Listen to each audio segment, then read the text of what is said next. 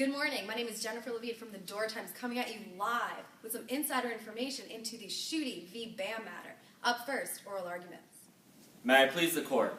My name is John Bursch, Solicitor General of Michigan, and today I am here on behalf of the appellant and the issue that arose on November 2006 when Michigan voters adopted Proposal 2, an amendment to the Michigan Constitution prohibiting discrimination against or preferential treatment to individuals in the public education system, government contracting, and public employment on the basis of race, sex, ethnicity, or national origin.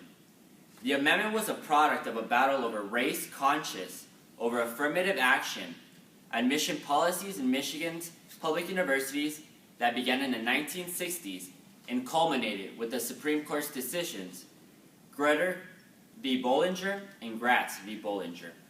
When we go look at past history and Grutter v. Bollinger, we see that the court held that universities cannot establish quotas for members of certain racial groups or given their applications preferential treatment.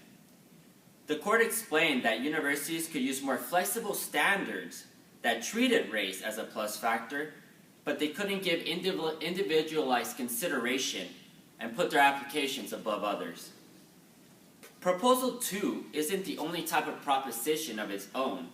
When we look at other states such as California, we see Proposition 209, which places a ban on racial preferences in university admissions that was enacted in 1996.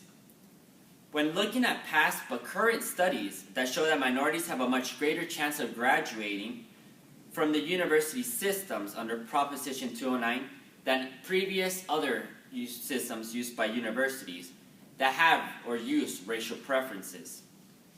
It has been shown that students who receive significant racial preference in admissions at elite universities are most likely to receive lower grades and transfer out of difficult majors.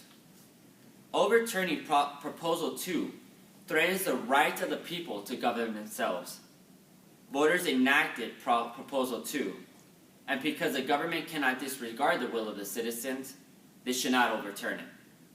The court must respect Proposal 2 on its grounds and the wishes of the Michigan voters. Finding Proposal 2 and invalidated only violates the political process doctrine, and it would invalidate policy-making efforts and implicate minority groups. Affirming the Sixth Circuit overboard reading of the political process doctrine would eventually invalidate other state and federal statutes that eliminate the use of racial preferences to advance underrepresented minorities. Thank you for your time. To you all.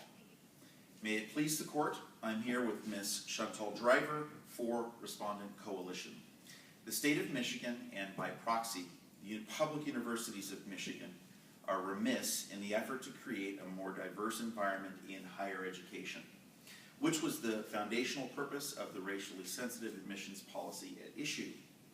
White students have historically enjoyed and continue to benefit from admissions policies which have insulated them from having to compete with minority students in the past.